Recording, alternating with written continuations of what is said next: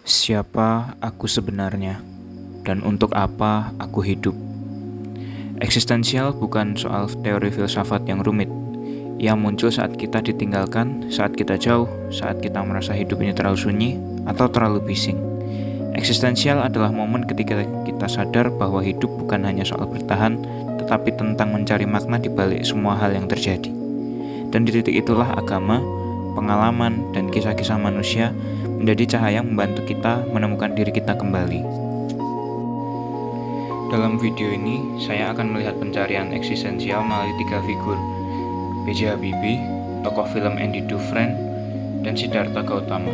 Mereka datang dari dunia yang berbeda, tetapi sama-sama berjuang menjawab pertanyaan paling tua dalam sejarah manusia. Apa makna hidupku? B.J. Habibie pernah berkata, tanpa cinta, kecerdasan itu berbahaya. Tanpa kecerdasan, cinta itu tidak cukup. Kutipan ini menggambarkan bagaimana beliau memaknai eksistensinya.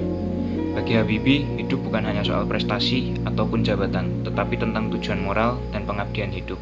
Saat istrinya Ainun meninggal, beliau mengalami krisis eksistensial yang sangat mendalam. Namun, di momen itu, imannya justru semakin matang.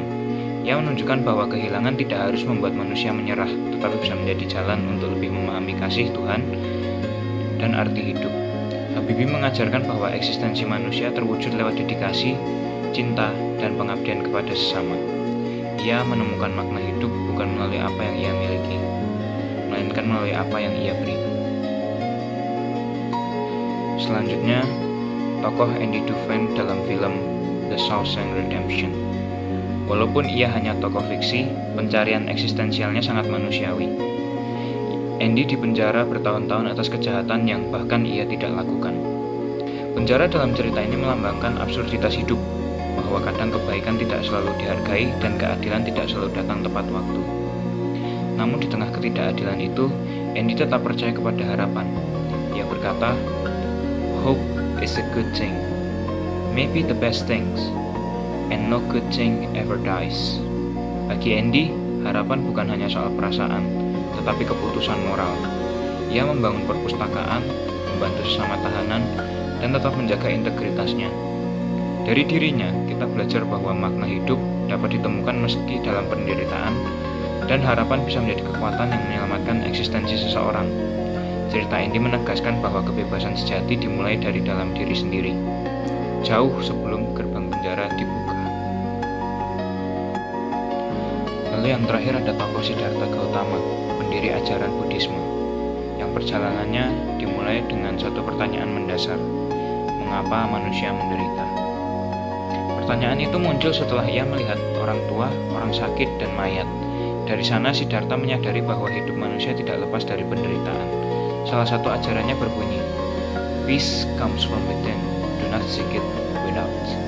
Makna eksistensial dari ajaran ini adalah bahwa kedamaian hidup tidak datang dari harta, status, maupun dunia luar, melainkan dari kesadaran sendiri.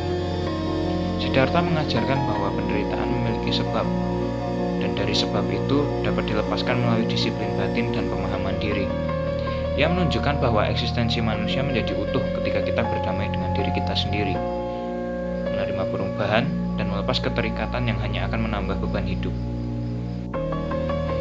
Pada intinya, dapat kita simpulkan bahwa pencarian eksistensial adalah pengalaman paling mendasar dalam hidup manusia. Ia muncul ketika manusia bertanya tentang makna, tujuan, dan arah hidupnya. Dan pencarian itu bersifat universal, dialami oleh siapa saja, kapan saja, dan di mana saja. Melalui 3 figur yang telah saya pilih, terlihat bahwa setiap orang menemukan makna hidup dengan cara yang berbeda, tetapi semuanya menuju satu hal yang sama, yaitu tentang pemahaman diri sendiri dan hubungan dengan sesuatu yang lebih besar dari dirinya.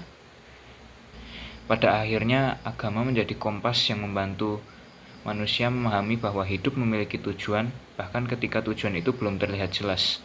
Dan perjalanan eksistensial, manusia belajar bahwa hidup bukan sekedar berlangsung, tetapi harus dimaknai. Terima kasih sudah menonton video ini, dan Tuhan mencintai kalian semua.